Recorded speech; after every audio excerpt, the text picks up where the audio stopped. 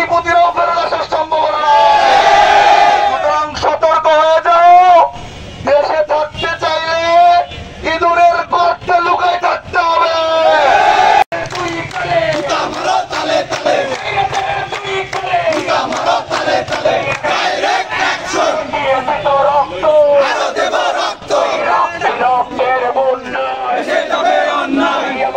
Bangla